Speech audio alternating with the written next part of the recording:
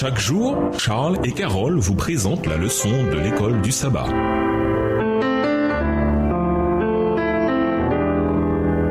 Bienvenue à votre émission Dieu nous parle. Nous voyons un son de dimanche, ô Amer. Dans les récits bibliques, les personnages, qu'ils soient bons ou méchants, jouent différents rôles. Nous devons prêter attention aux intrigues, aux lieux, au temps et aux méchants. Cependant, le point le plus important dans une histoire, c'est généralement la solution et les leçons à en tirer. Ces récits ne font pas exception. Dieu est celui qui résout les problèmes, le pacificateur. Mais l'incrédulité du peuple lui complique la tâche. À cause de leurs murmures incessants et de leur désobéissance, les Hébreux traversèrent de sérieuses difficultés et même des tragédies. Leur incrédulité et leur manque de repentance leur attira de nombreux ennuis. Lisons Exode 15, versets 22 à 27. Après la traversée de la mer Rouge, dans quel contexte le premier miracle se produit-il? Exode 15, les versets 22 à 27. Moïse fit partir Israël de la mer Rouge. Ils prirent la direction du désert de Shur. Et après 3 journées de marche dans le désert, ils ne trouvèrent point d'eau. Ils arrivèrent à Mara, mais ils ne purent pas boire l'eau de Mara parce qu'elle était amère. C'est pourquoi ce lieu fut appelé Mara. Le peuple murmura contre Moïse en disant « Que boirons-nous » Moïse cria à l'Éternel, et l'Éternel lui indiqua un bois qu'il jeta dans l'eau, et l'eau devint douce. Ce fut là que l'Éternel donna au peuple des lois et des ordonnances, et ce fut là qu'il le mit à l'épreuve.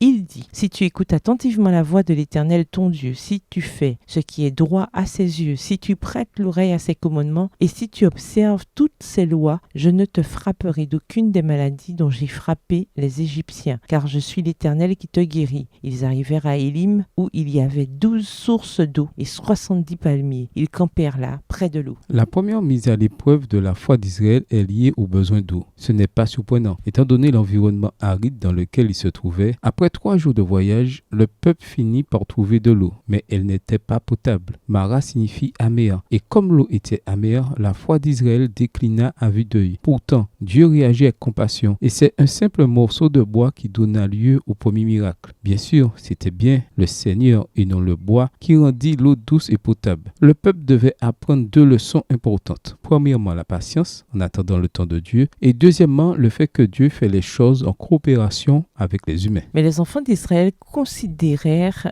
beaucoup de choses comme un dû. Ils oublièrent les grands miracles que Dieu avait faits pour eux, des miracles pour lesquels ils venaient pourtant de chanter passionnément ses louanges. Qui est comme toi parmi les dieux, ô Éternel? Qui est comme toi, magnifique en sainteté, redoutable et digne de louange, opérant des miracles? Exode 15, verset 11, dans la version Colombe. Malgré leurs plaintes, Dieu promit qu'il n'infligerait aux Israélites aucune des maladies, Exode 15, verset 26, qui avaient frappé les Égyptiens. Il les protégerait. Mais cette promesse était conditionnelle. Ils devaient lui rester fidèles. Pensez à toutes vos épreuves et vos difficultés. Lesquelles avez-vous provoquées vous-même? Quelle consolation tirez-vous de l'idée que Dieu continuera à agir en votre faveur si vous coopérez avec lui? Au revoir. Et à demain si Dieu veut. Dieu nous parle.